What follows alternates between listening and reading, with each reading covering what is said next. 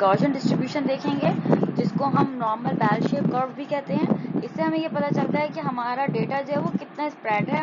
अगर हम उसकी मल्टीपल एनालिसिस करने के बाद हम उसमें पता करना चाहें कि हमारा डेटा क्या फिट टू है या नहीं, तो हमारे पास उसकी परफेक्ट कर्व बनना चाहिए। अगर परफेक्ट कर्व नहीं आ रहा और वो स्क्यूड है डेटा, तो इससे हमें पता चल जाता है कि उसमें एरर है। अब हम देख लेते हैं कि गॉसियन डिस्ट्रीब्यूशन होती है। प्रोडक्शन के हिसाब से हम बस इतना देख लेते हैं कि अगर ये स्टैट्स के अंदर ये बहुत इस्तेमाल होने वाला बहुत इंपॉर्टेंट टूल है, बहुत यूजफुल है। इसको हम बेल कर्व भी कहते हैं, हम इसको गॉसियन कर्व भी कहते हैं। नॉर्मल डिस्ट्रीब्यूशन जो है वो डिफर हो रही होती है अगर उसके अंदर अगर उसका स्टैंडर्ड डेविएशन हमारे पास ज़्यादा आ रहा हो, तो फिर उसकी हमारे पास अगर मतलब वो प्रॉपरली उसके अंदर कुछ एरर्स हो, तो वो हमारे पास नॉर्मल डिस्ट्रीब्यूशन नहीं देता, बल्कि वो थोड़ा सा स्क्यूड डेटा दे रहा होता है। नॉर्मल डिस्ट्रीब्यूशन जो है वो एक डिस्क्रिप्टिव मॉडल है, जो कि स्टैट्स में बहुत ज़्यादा यूज़ होने वाला मॉडल है। और सिर्फ स्टैट्स में नहीं, बल्कि जहाँ भी हम बहुत ज़्यादा डेटा को एनालाइज करना चाहें और हम ये देखना चाहें कि क्या वो एरर उसमें है या नहीं, या वो क्या वो फिट टू एनालिसिस डेटा है या नहीं, तो हम उसी गॉसियन डिस्ट्रीब्यूशन या बेल कर्व इस्तेमाल कर सकते हैं। गॉसियन डिस्ट्रीब्यूशन और बेल कर्व दोनों ही कहते हैं, गॉसियन कर्व भी कहते हैं। अब इसमें होता यह है कि हम जब एक डेटा बार बार मतलब कई दफ़ा एक काम करें या एक जैसे एनालिसिस जब हम रिपीटेडली करें, तो हम उसकी एक ड्रॉ जब करें, तो हमारे पास इसका एक परफेक्ट बैल आनी चाहिए। इसका मतलब होता है कि ये रेंज के अंदर फॉल कर रहा है। अब होता है इस तरह कि इसके जरिए हम वैसे बायनोमियल और पॉइसन डिस्ट्रीब्यूशन वगैरह भी कर सकते हैं, लेकिन हमें सिर्फ जहाँ हम देख रहे हैं हमें बस इसकी बैल डिस्ट्रीब्यूशन प्रॉपर कर्व देखना होता है। इसी कर्व को देख के कैसे पता चलेगा कि ये नॉर्मल डिस्ट्रीब्यूशन कर्व है, नहीं तो उसकी कुछ कैरेक्टरिस्टिक्स है। एक तो ये है कि परफेक्ट बेल शेप बना रहा हो, अगर वो सिमेट्रिक हो, परफेक्ट बेल शेप हो, उसकी प्रॉपर बेल शेप होना चाहिए।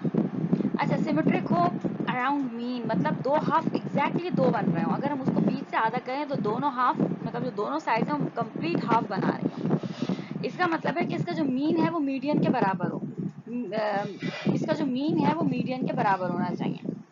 अच्छा, अंडर कर्व जो एरिया होता है वो 100% होना चाहिए, मतलब 1 के बराबर हो। अंडर कर्व ही आ रहा हो, कोई भी डेटा कर्व से बाहर ना जा रहा हो। अच्छा, इसकी जो शेप होती है वो स्टैंडर्ड नॉर्मल डिस्ट्रीब्यूशन की बेल शेप ही होती है, और ये एक स्टैंडर्ड इसकी शेप ही कहलाती है। नॉर्मल डिस्ट्रीब्यूशन कर्व मतलब स्टैंडर्ड नॉर्मल डिस्ट्रीब्यूशन देखें, कैरेक्टरिस्टिक उसकी क्या होगी कि मीन जो है वो 0 होगा। उसका जो मीन होगा ना वो 0 होगा, और स्टैंडर्ड डेविएशन 1 के बराबर होगी। ये आइडियल कंडीशन है। मीन जो है इसका 0 होगा, स्टैंडर्ड डेविएशन 1 के बराबर होगी। ये स्टैंडर्ड नॉर्मल डिस्ट्रीब्यूशन कर्व की कैरेक्टरिस्टिक।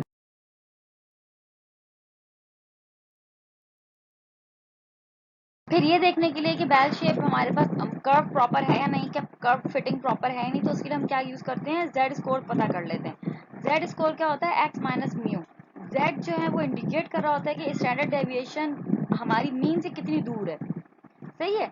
जेड स्कोर हम कैलकुलेट करते हैं टू दो डेसिमल प्लेस तक हमें जेड स्कोर कैलकुलेट करना होता है। स्टैंडर्ड स्कोर कहलाता है ये। इसके जरिए हम ये देखते हैं कि हमारी डिस्ट्रीब्यूशन कितनी डेविएटेड है। वो इसका मीन है, और हमने अभी पता है कि हमारा जो नॉर्मल डिस्ट्रीब्यूशन कर्व होगा उसका मीन हमेशा 0 होगा। तो मीन की जगह म्यू जो है मतलब 0 है, उसके एक तरफ पॉजिटिव साइंस है और एक तरफ नेगेटिव साइंस है। जैसे जैसे बढ़ता जाएगा होता है 33.35% डेटा लाई कर रहा है। अगर यहाँ तक की लाइन तक जा रहा है तो इसका अंदर 13.6% डेटा लाई कर रहा है। फिर 22.2% और 0.15% डेविएशन है। तो इसका मतलब है कि इसमें हमारे मैक्सिमम डेटा बिटवीन -1 और +1 और +2 और -2 ही हमारा मैक्सिमम डेटा जो है वो लाई कर जाता है। अगर आप इसको कैलकुलेट भी करेंगे तो टोटल 100% बना रहा होगा ये। इसके दरमियान अराउंड हमारा 80 to 90% डेटा लाई कर जाता है। डिस्ट्रीब्यूशन कर्व के कुछ फीचर्स हैं जो कि हम देख लेते हैं कि अगर हमारे पास मीन +-1 के दरमियान आ रहा हो, तो इसका मतलब होगा कि स्टैंडर्ड डेविएशन कर्व जो 66.7% जो है वो एरिया के अंदर ही लाई कर रहा है। अगर +-2 के दरमियान होगा तो 95% डेटा एरिया को कवर कर रहा होगा। अगर +-3 के दरमियान होगा तो 99.7% कवर कर रहा होगा। जो पिछली डायग्राम में आप लोगों ने देखा था ना, जहाँ 33.2 और इस तरह लिखा था, एक तरफ का 33 और दूसरी तरफ का 33 मिलाएं तो 66 हो जाता है। इसी तरह 33 के बाद 4 और मिलाएं तो हमारे पास 95% तक डेटा उसमें लाई कर जाता है। तो +-1 डेविएशन और +-2 डेविएशन से ही हमारा मोस्टली डेटा लाई कर जाता है। यही वजह है कि हम मोस्टली 95% कॉन्फिडेंस इंटरवल पर ही काम कर लेते हैं, 95% ही डिस्ट्रीब्यूशन ले रहे होते हैं, हम इससे ज्यादा उस पर नहीं जा रहे होते। लेकिन अगर किसी को अपने डेटा पे बहुत ही रिलायबिलिटी हो, मतलब उसको बहुत ही कॉन्फिडेंस हो, तो हम कॉन्फिडेंस लेवल और बढ़ा के 99% भी कर सकते हैं। लेकिन ऐसे में फिर डेटा के रिजेक्ट होने के चांसेस भी बढ़ जाते हैं। तो मोस्टली आइडियली 95% ही लिया जा रहा होता है, जो +-2 स्टैंडर्ड डेविएशन तक ही हमें फॉलो मिल जाता है। अच्छा, अभी तो हमें पता चल गया परफेक्ट बेल शेप होती है, उसके अगर हम उसको 20 से अलग करें तो 2 हाफ बिल्कुल बराबर बनते हैं, मीन जो होता है उसका 0 के बराबर होता है, और वो बिल्कुल परफेक्ट बेल शेप होती है। अब अगर हमारे पास परफेक्ट बेल शेप नहीं आ रही, इसका मतलब है कि हमारा डेटा स्क्यूड है। स्क्यूड है मतलब टिल्टेड है किसी एक तरफ, आइदर पॉजिटिवली स्क्यूड होगा और नेगेटिवली स्क्यूड होगा। अगर पॉजिटिवली स्क्यूड है तो सीधे हाथ की तरफ टेल बन रही होगी, और अगर नेगेटिवली स्क्यूड है तो उल्टे हाथ की तरफ टेल बन रही होगी। पॉजिटिवली स्क्यूड का मतलब होगा कि मीन जो है वो ज्यादा है मीडियन से। नेगेटिव स्क्यूड का मतलब होगा कि मीन जो है वो छोटा है मीडियन से। तो इससे हमें पता चल जाएगा कि हमारा डेटा परफेक्ट बेल शेप को फॉलो नहीं कर रहा है, इसका मतलब है इसमें एरर मौजूद है, इसका मतलब है ये प्रॉपर डेटा नहीं है। ये हमें इसकी स्क्यूडनेस ही बता देगी। अगर हमारा परफेक्ट बेल शेप बन रही है, इसका मतलब है कि डेटा बिल्कुल परफेक्ट है, मीडियन मॉड के बराबर है, और कैन स्टैंडर्ड मतलब मीन जो है वो 0 के बराबर है। ये एक परफेक्ट बेल शेप की कैरेक्टरिस्टिक होती है। सपोज कि मैं ये कहती हूँ कि हमारे पास एक ग्रुप है जिसका हमने मीन निकाला हार्ट बीट के बेस पर, तो वो 70 आया मीन उसका, और स्टैंडर्ड डेविएशन उसकी 10 आई बीट्स पर मिनट। तो अगर हम ये देखना चाहें कि कितना एरिया कर्व होगा अंडर 80 बीट्स पर मिनट के हिसाब से, तो हमें मालूम है कि जब भी मीन इस मतलब जब भी हमारा मीन जो है वो मॉड से ज्यादा होगा, तो हमारे पास पॉजिटिवली स्क्यूड होगा डेटा।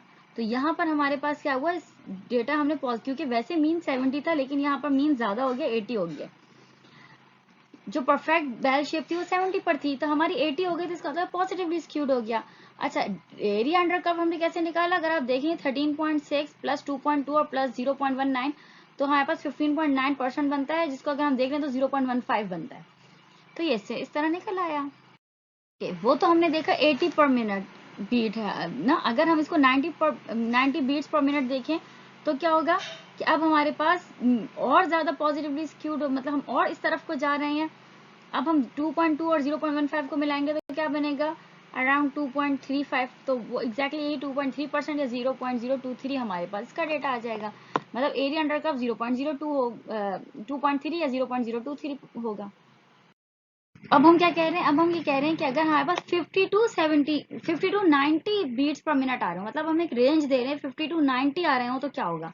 तो उसके लिए हमारे पास -2 से +2 तक के दरमियान का डेटा अंडर लाई करेगा, तो अराउंड 95.4% और 0.954 हमारे पास एरिया अंडर कर्व हो जाएगा। ये मैंने आपको पहले बता दिया था कि 95 कैसे आया है, इसलिए हम 95% पर लेते हैं। प्लस माइनस का क्या मतलब है, ये हमारे पास स्टैंडर्ड डेविएशन है, मीन जो है वो म्यू है, वो 0 के बराबर होता है।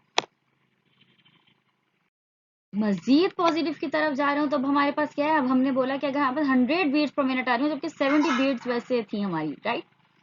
हम और इस तरफ को आए हैं, तो अब हमारे पास प्लस माइनस हम 3 स्टैंडर्ड डेविएशन की तरफ जा रहे हैं, तो हमारे पास 0.15% आएगा, 0.015, जिसको हम कहेंगे तो एरिया अंडर कर्व और कम हो गया।